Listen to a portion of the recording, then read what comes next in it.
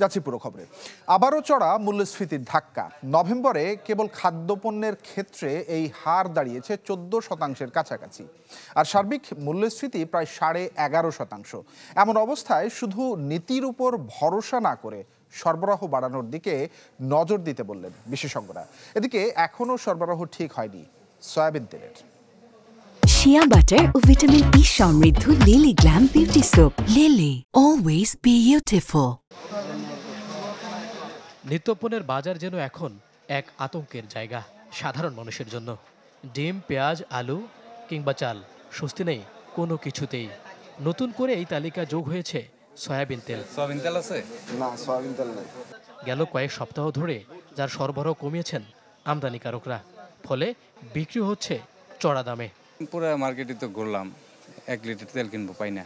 তারা বলতেছে সাপ্লাই নাই, সাপ্লাই না থাকায় বাধ্য হয়ে আমি এটা নিয়েছি। পরে একটা ছেলে এখান থেকে 2 ক্যান নিয়ে যেতে লাগছিল, ওদের থেকে আমি 1 ক্যান রাখছি 890 টাকা দিয়ে। কিছু কিছু কোম্পানি তেল দিচ্ছে আপনার ক্যানোলা, সেই তেলের সাথে বাধ্যতামূলক তাদের পোলাও চাল নিতে হবে, না হয় তাদের সরিষার তেল নিতে হবে।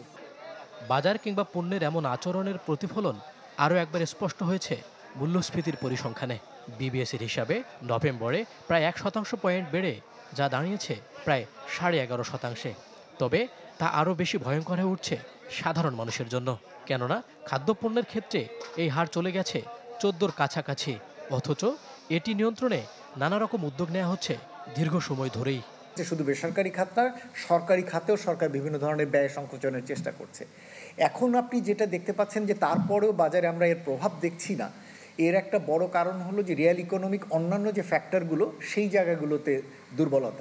তথ্য অনুযায়ী জিনিসপত্রের দাম বৃদ্ধির এই প্রবণতা তুলনামূলক বেশি গ্রাম অঞ্চলে, যদিও খাদ্যপণ্যের বেলায় বেশি ভুগেছেন শহরের মানুষ।